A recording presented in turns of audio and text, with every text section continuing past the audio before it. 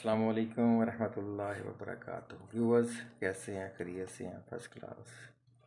जी viewers, आज हम जिस टॉपिक पे बात करने लगे हैं वो है हेपेटाइटिस बी। हेपेटाइटिस बी इसकी पहचान क्या है और इसकी ट्रीटमेंट क्या है, ये हम जानेंगे। और सबसे बढ़कर वीडियो को पूरा देखिएगा और इसके एंड पे मैं आपको इसकी तकरीबन 100% कह लें, 99% कह लें, 90% कह लें, एक ऐसी रेमेडी बताऊंगा जिससे आपका लीवर जिस कंडीशन में होगा इंशाल्लाह अल्हम्दुलिल्लाह उस मेडिसिन को इस्तेमाल करेंगे तो 100% उम्मीद है अल्लाह के हुक्म से इंशाल्लाह बेहतर हो जाएगा और आपकी सेहत बहाल हो जाएगी। बेसिकली लीवर को हेप्टो कहते हैं, ठीक है जी। और जहाँ पे टिस मीन जैसे एग्जांपल वर्डिंग है हेपेटाइटिस टिस मीन टिस का जब वर्ड आ जाए तो आप समझें कि ये स्वेलिंग हो गई है, लीवर को स्वेलिंग हो गई है। और बी का लफ्ज़ क्यों इस्तेमाल होता है? ये एक वायरल इन्फेक्शन है, वायरल डिसीज़ है। जैसे एग्जांपल आजकल कोरोना वायरस चल रहा है, कोरोना वायरस भी एक वायरल डिसीज़ है। तो हमारे जिस्म में हेपेटाइटिस 4 किस्म के होते हैं, ए, बी, सी और ई। हेपेटाइटिस बी ये इंसानी जिस्म में बहुत ज़्यादा ख़तरनाक होता है। इसको कहने के से भी ज़्यादा ख़तरनाक करा दिया गया है। तो तकरीबन ये 7 से 8 डेज़ तक अगर किसी के हेपेटाइटिस का मसला है या पास से टच हो गया, जो भी एग्जांपल के तौर पे प्रॉब्लम बनी हेपेटाइटिस, 7 से 10 दिन तक इसका जरासीम जिंदा रहता है और ये हमारे जिस्म में बहुत से तरीक़ों में फैल जाता है। जैसे सलाइवा से, ये 3 कारण हैं इनके बहुत ज़्यादा हैं, सलाइवा से, सीमन से और ब्लड के सर्कुलेट ब्लड से। जैसे हमने किसी को ब्लड डोनेट किया, सिरिंज का गलत इस्तेमाल हुआ, इस तरह की कंडीशन में ज़्यादा और कॉमन इन जिनमें ज़्यादा अहम है वो हेपेटाइटिस बी का मसला बन जाता है। एग्जांपल ये खाने पीने से या किसी के साथ बैठने से या कपड़े चेंज करने से या कपड़ों को टच करने से हेपेटाइटिस बी का मसला नहीं बनता। बाज़ इसकी जो ट्रांसमिशन होती है, जैसे एग्जांपल माँ को हेपेटाइटिस की बी का मसला है तो ये सारी बात है, अगर बेबी होने वाला है, पैदाइश नज़दीक है, तो ये माँ को भी कन्वर्ट होगा। और यकीनन तकरीबन 90-95% केसों में ये देखा गया है कि ये कन्वर्ट हो जाता है माँ से अपने बच्चे को। और सर्जिकल इंस्ट्रूमेंट से भी ये कन्वर्ट हो सकता है। जैसे किसी की सर्जरी की गई हो तो इंस्ट्रूमेंट को आपने धोया नहीं, स्टरलाइजेशन नहीं किया, तो हेपेटाइटिस का मरीज़ ये टोटल ही जितनी भी डिटेल बताई हेपेटाइटिस बी के मरीज़ों के बारे में है। लेकिन जब हेपेटाइटिस का प्रॉब्लम बन जाता है तो आप खुद को भी नहीं मालूम होता कि इसे 3-4 महीने तक अब इसको किसी किस्म की कोई सिम्टम्स ही महसूस नहीं होती।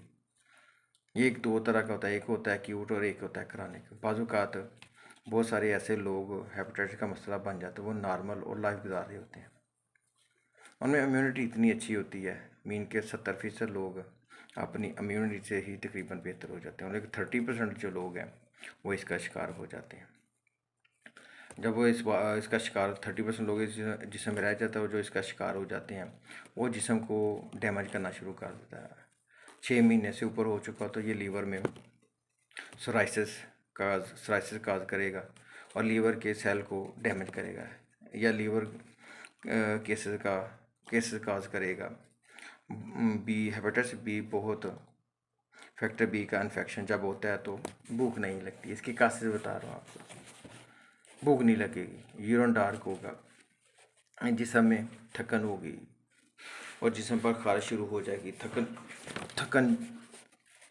थका देने वाली सूरत बनी रहेगी, उल्टी हो सकती है, काम करने को दिल नहीं करेगा, लीवर वाली साइड पे दर्द होगा, पेट में दर्द होगा, हेडेक पेन शुरू हो जाएगी और लीवर का साइज़ बढ़ना शुरू हो जाएगा। जब लीवर का साइज़ बढ़ना शुरू हो जाएगा, डॉक्टर जब ये सारी सूरत कंडीशन देखेंगे तो इनका टेस्ट करवा लो।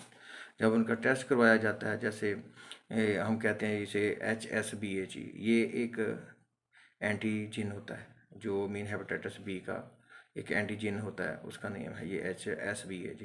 इसके बाद लीवर का साइज़ जब अल्ट्रासाउंड भी करवाया जाता है तो उसमें क्या है कि लीवर थोड़ा बड़ा हुआ होता है, स्वेलिंग हुई होती है। तो इसकी बहुत सारी कासेज हैं, बहुत सारी इसकी साइन एंड सिम्टम्स हैं।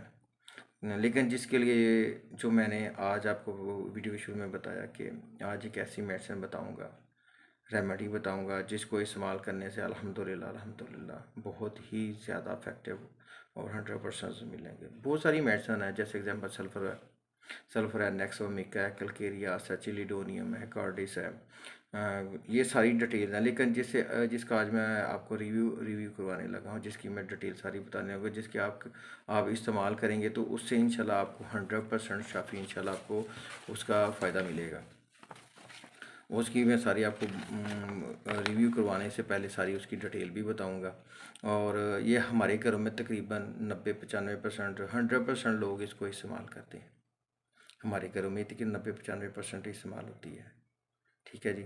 और जिस मेडिसिन का मैं रिव्यू देने लगा हूँ आपको, उसकी मैं सारी आपको पिक्चर भी दिखाता हूँ और उसको आप देखेंगे तो इंशाल्लाह अल्हम्दुलिल्लाह। और जब उसकी सारी डिटेल और इंडिकेशन भी सुनेंगे तो आपको इंशाल्लाह उसका बेहतर रिजल्ट मिलेगा। और मैं उसका आपको व्यू करवाने लगा हूँ, दिखाने लगा हूँ, या आप उसका व्यू देखें। ये बोतल है, ये रेक्स लेबॉरेटरी की है। इसका क्या है, इसको ज़रा मैं नज़दीक से दिखा रहा हूँ आपको। ये देखें, करकोमा लौंगा। ठीक है जी, ये करकोमा लौंगा की बोतल है, होम्योपैथी मेडिसिन है। ये बेइंतहा इफेक्टिव है, स्पेशली हेपेटाइटिस बी। सारी डिटेल बताऊंगा। एंड पेज की एक डिटेल छोटी सी बताऊँ कि आपने इसको कैसे इस्तेमाल करना है। पहले इसकी डिटेल मैं आपको बता देता हूँ। तकरीबन ये एक बहुत ही अच्छी एंटी इन्फ्लेमेटरी है, यानी जहाँ जिस्म पे किसी भी हिस्से पे स्वेलिंग हो जाए, अगर चोट लग गई या स्वेलिंग हो जाए तो क्या है, थोड़ी सी हल्दी को टच कर ले तो अल्हम्दुलिल्लाह आपकी ये स्वेलिंग ख़त्म हो जाएगी। ठीक है जी। एंटी फंगल इन्फेक्शन हो तो आप इसको करकोमा लौंगा को इस्तेमाल कर सकते हैं। एंटी बैक्टीरियल मेडिसिन भी है और एंटी पैरासाइट भी है, और एलर्जी तक को भी कंट्रोल करती है, और एक अच्छी ब्लड टॉनिक भी है।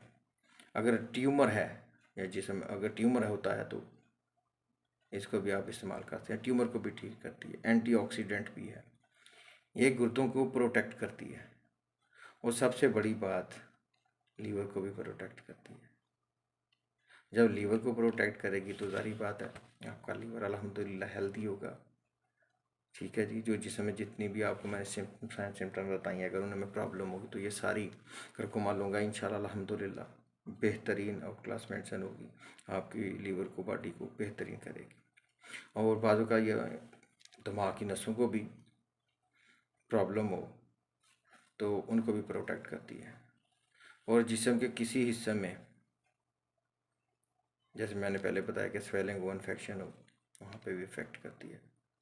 अगर आई साइड का मसला, आँखों में प्रॉब्लम हो, आँखों के टिश्यूज़ की प्रॉब्लम हो, तो करकोमा लौंगा को इस्तेमाल करेंगे तो अल्हम्दुलिल्लाह उस पर भी ये इफ़ेक्ट करेगी, उसको बेहतरी की तरफ गामजन करेगी। हत्ता कि कैंसर के मरीज़ों में भी आप करकोमा लौंगा को इस्तेमाल कर सकते हैं, और हत्ता कि आप एड्स के मरीज़ों में भी करकोमा लौंगा को इस्तेमाल करते हैं। ये आप कह लें कि आपकी ये हेल्पिंग मेडिसिन है। स्पेशली मेरे होम्योपैथ डॉक्टर्स को मैं ये पैगाम दूंगा कि ये जितने भी होम्योपैथ मेडिसिन इस्तेमाल करते हैं, ये समझ लें कि आपकी हेल्पिंग मेडिसिन है। तकरीबन 60-80 के राउंड बॉर्डर जितनी भी आप मेडिसिन यूज़ करते हैं, तो आप इस करकोमा लौंगा को स्पेशली मदर टेंचर में आपने इसको इस्तेमाल करना है। करकोमा लौंगा को आपने मदर टेंचर में इस्तेमाल करना है। ये हेल्पिंग मेडिसिन है, आप किसी भी बीमारी में आप इसको एज ए हेल्पिंग मेडिसिन के साथ इस्तेमाल कर सकते हैं। करकोमा लौंगा का आपने इस्तेमाल कैसे करना है, आपकी जो लीवर में स्वेलिंग है, इन्फेक्शन है, उसको आप कैसे ठीक करेंगे।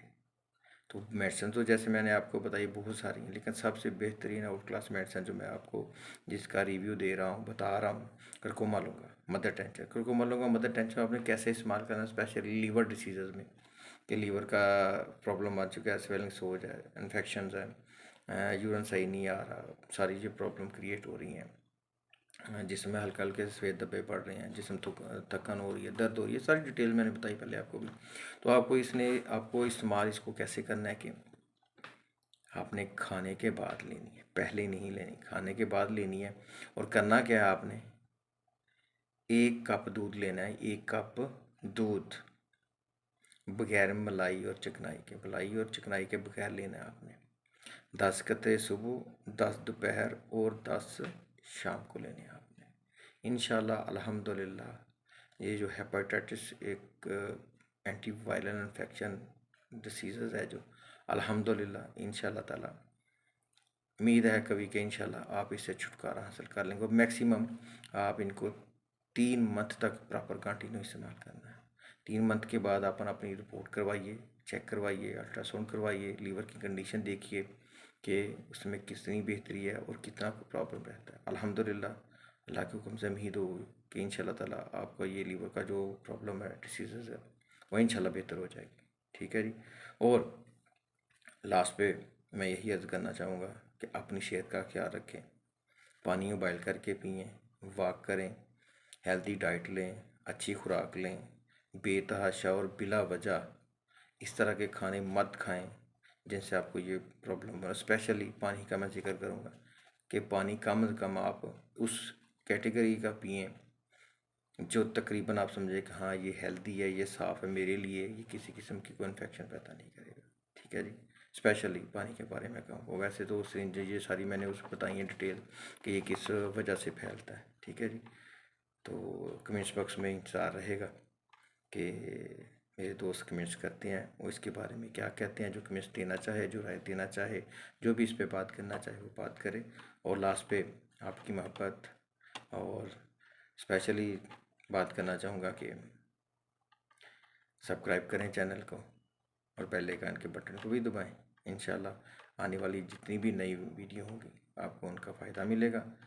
फ़ी अमानिल्लाह। अस्सलाम वालेकुम रहमतुल्लाह। Doctor Mohammad Asif Iqbal Ansari, homeo physician, इजाज़त दीजिए। शुक्रिया।